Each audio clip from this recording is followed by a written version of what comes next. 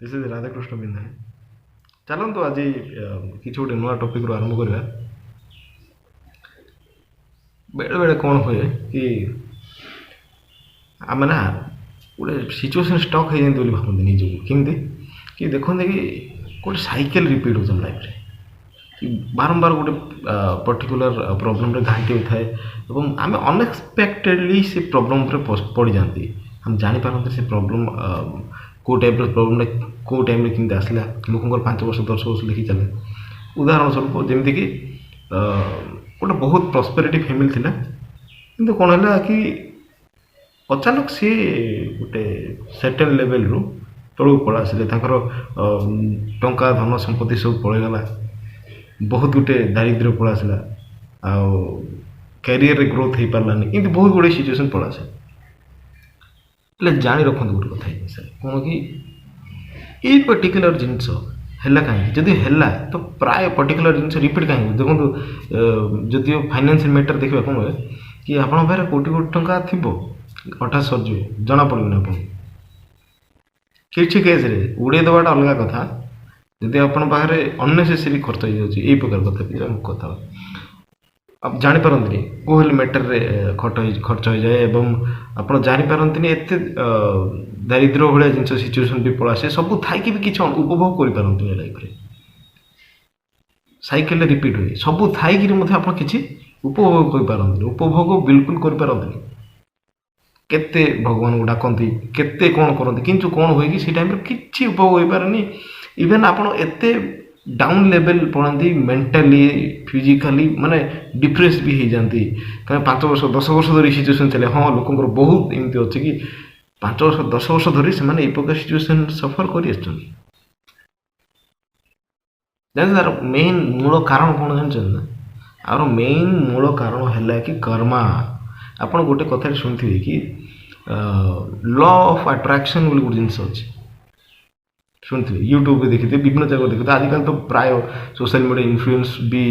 Influencers मान अच्छे law of attraction जो कहते कि आउ गोटे कथा से कहते कि लॉ ऑफ कर्मा बोली गोटे थाए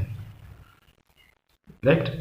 law of karma what you mean by law of karma okay law of कर्मार अर्थ कौन आप कौन बुझे लॉ ऑफ कर्मार अर्थ हूँ यहाँ कि आप ए जन्म जिते आप ज्ञान पाइले आप से टाइम एवं पर्यंत जहाँ भी भूल अथवा ठीक कर तार प्रति चिठा गोटे जगह लेखा हुए अर्थात तार जो कहते ना आम ओडिया प्राय अच्छी पुराण भी लिखा है प्रति जिनस काउंट हुए आम लाइफ में से भल कर्म हो खराब कर्म हो प्रथम तो से जिनस कि प्रथम जो जिनसा कि आप जन्म कर पर्यंत जो आप देखुं वीडियो पिला बेलू ए पर्यंत सेकेंड जिनस जहाँकि पास्ट टाइप कर्म जोड़ा कि आप पूर्व जन्म कर तार कर्मा भी से जगह ऐड हो चलছে। तो मेन कारण आर यहीटा कि आप कहीं प्रकार पर्टिकुलर सिचुएसन घाटे not only money matter family problems and then आपंकर बहुत गुड़ाए मैटर एमती रुहे कि जोटा कि आम कहीपर कि लव रिलेशन्स आसे फैमिली मैरेज रिलेशन उपर भी आसे कौन हुए ये टाइम रे कि आम पाखे बहुत गुड़े कार्मिक जिनस रही जाए से जिन आम कौट जिनस को धरी पार देखते आप कहते ज्योतिष मान भाषा ज्योतिष मान कथा जे आपणकर लाइफ रे सपोज उदाहरण सब शनि आसी आप कुंडली शनि आसी जाती आपन को 7.5 लगी जाइए आप घाटी हे ये शनि आसटा